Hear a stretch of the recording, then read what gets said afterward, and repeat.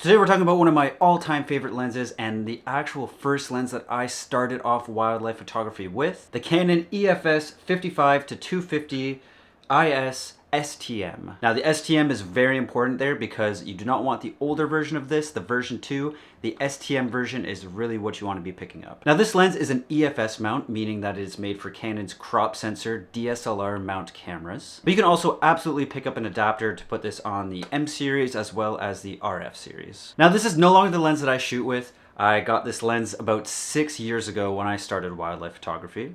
So big shout out to my friend Tyler who lent me this lens. Now I'm going to be showing you photos from back in 2019 when I originally used this on the Canon Rebel T7i.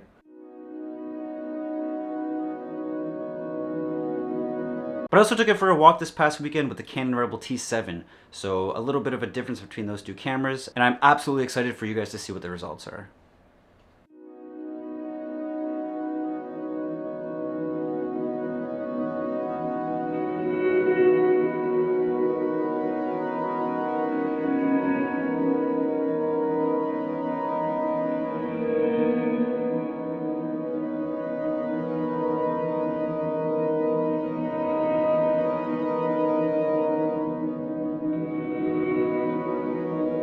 Now the very first thing I noticed about this lens is just how light it is. Particularly coming back from the lens that I actually use now, the Sony 200 to 600. I mean, these lenses are almost laughable in comparison to size. When I was walking around doing wildlife photography with this lens this past weekend, it was like a weight had been lifted off my shoulders. It was so light. And you know, it does zoom out for a little bit of an extended barrel there. But if you are looking to pick up a telephoto lens, this is about as small as they come. Now, when we talk about everything in this video, you know, the build quality, the image quality, you know, everything that's great about this lens, I just want you to remember the price. Now, when I say $150, I'm talking about used. So when I was looking at Marketplace in my area, I did find used options at, you know, from around 120 to 200 Canadian dollars. So that roughly translates from 100 to 150 USD. And I'm not even going to tell you the news price of this because truthfully, I think it's really important that you pick this lens up used to get that great deal on it. Now the lightness really comes from it being not the best build quality. You know, again, this is under $150, so you know, it's not like you're gonna get something made out of complete metal, but it is for the most part all plastic, and that does also include the mount. But again, for $150, I'm not gonna complain about it. And with that plastic mount, there's not gonna be a lot of weather sealing, and that's fine. You know, with those cheaper end cameras, they're cheap for a reason, right? You don't want to take them out in the rain, and that's totally fine. Now, because this is a crop sensor lens meant for crop sensor bodies, you will be multiplying your focal length by 1.6. So that really makes this lens roughly a 90 to 400 millimeter. And that's actually a standard for a lot of full frame lenses. Canon, Nikon, Sony, Fuji. A lot of these camera brands make 100 to 400s, and that is definitely what this lens is kind of supposed to be, but just on a crop sensor body. Now 100 to 400 I think is a really good focal length for wildlife photography. Of course, a little bit longer, up to 600 would be nice, but you know, 400 millimeters is a great place to start, particularly at that price tag of $150. Now, of course, the other part of this lens is the image stabilize and the STM. So if you are new to photography or wildlife photography, image stabilization is really just there to keep your shots steady. Particularly when it comes to telephoto lenses, when you are zoomed out to 250, you are going to notice quite a bit of handshake in your photos. And image stabilization is really going to help you because you don't necessarily need to keep a very fast shutter speed to freeze your wildlife in motion. And that's a good thing because a lot of these crop sensor introductory level cameras are not very good with low light, and you know, it keeps noise out of your images when you have image stabilization because you can keep your shutter speed a lot lower. And the last part of this lens is the STM. So STM just means stepping motor, and on a high level, this just means that your autofocus is going to be quiet. And that's nice because sometimes, you know, a loud autofocus can just straight up scare away your wildlife. And it's just kind of annoying to have those loud autofocus, you know, in your lens sometimes. Particularly with a lot of these cheaper lenses, they oftentimes have really loud motors and the autofocusing is really loud, so definitely a great addition. Now when it comes to the autofocus speed, it's okay. You know, it can definitely handle moving subjects like this honeybee that I caught midair.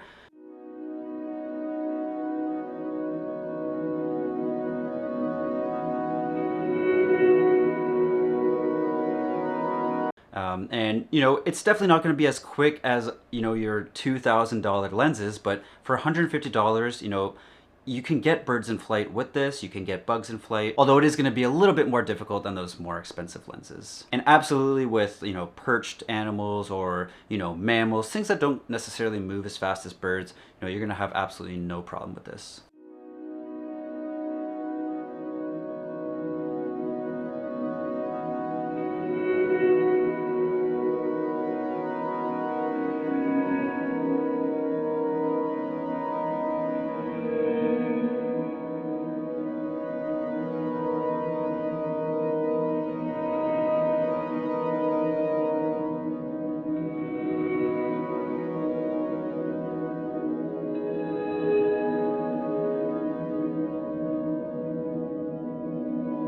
Now, another reason I really love this lens is the sharpness. So, of course, again, we're talking in the $150 range. And for that price, this lens is very sharp. Of course, it's not as sharp as, a $2,000 lens, but for $150, you're gonna get really sharp images that I think you're gonna be happy with. Wide open when you're shooting at f5.6, when you're out at 250 millimeters, it is going to be, slightly soft. Again, soft in comparison to those really expensive lenses. And you're definitely gonna need to sharpen those images.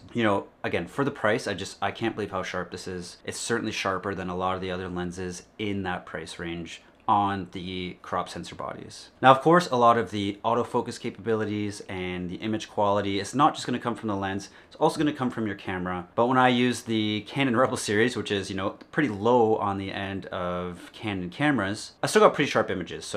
But again, just for the price, it is a very sharp lens. Now, my absolute favorite part of this lens comes at the minimum focus distance. And although the sharpness and the STM are great parts of this lens, the absolute number one reason I would tell you to pick this up is because of the close focus distance. Now, the focus distance of this lens is at 0.85 meters or at 2.8 feet, which means you can focus very close to your subjects. That means that this lens is not only made for birds and for mammals and whatever reptiles, but you can also take images of insects and spiders and snails, flowers, which means that I wouldn't even say that this is a wildlife photography lens. I think that this is just a straight up nature photography lens. You can use this for so many things.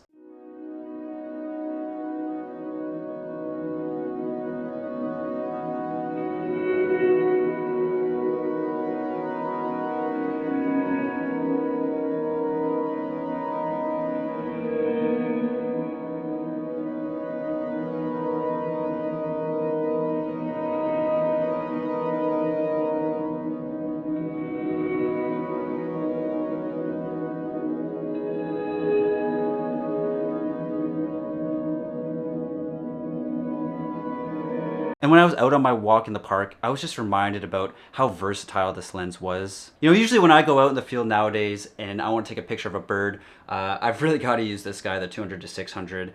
And if I want to take a picture of a bug, I have to change my lenses and use a macro lens. And of course, both of these lenses are, much better than the 55 to 250. Reflected very much in the price. But there's sometimes where I'll just pass over something like an insect because I really just don't want to change my lens. And meanwhile with this, I can just zoom right in, take a picture of an insect, and then walk a couple steps and take a picture of a bird. And not all telephotos are like that. So my 200 to 600's minimum focus distance is something like 2.4 meters or 8 feet, which is more than double this. And it's pretty hard to take any close-up photography with that. Now there is one camera body that Canon makes, and actually Sony makes as well, that does have that minimum focus distance. And that is the 100 to 400. On Sony, it's called the G Master. On Canon, it's called the L Mark II. And those are pro-level wildlife lenses that are well loved and respected in the wildlife community. And they have a minimum focus distance of around the same 0.98 meters, I think, which is actually even a little bit longer than this lens. So a very close minimum focus distance of just under a meter and a range of 100 to 400. Does that remind you of any other lens? That's right. In my mind, this lens is a baby Canon 100 to 400 L Mark II. And I might get a little bit of hate for that. I don't care. But honestly, I moved from this lens to the 100 to 400 Mark II. And obviously there is, a big upgrade in image quality and sharpness and autofocus. But truly, they are pretty similar lenses. And that lens is around $2,000. Now, of course, this lens isn't tack sharp like the 100 to 400 is. But, we're also talking about almost $2,000 cheaper. I mean, this lens is $150, and to be even put in the same category, I think that's pretty great. So is the Canon 55 to 250 millimeter STM the best wildlife photography lens ever? No, of course it's not. But at $150, it's pretty dang hard to beat. It is an absolutely great beginner photography lens that you can pick up to start your wildlife journey without worrying about breaking the bank. So guys, thank you for watching. I hope you liked this video, and I hope that you are now thinking of picking up the Canon 55 to 250 STM. It's a great lens, and I think you're gonna have a great time with it. And if you are into wildlife photography and you like this video, click here.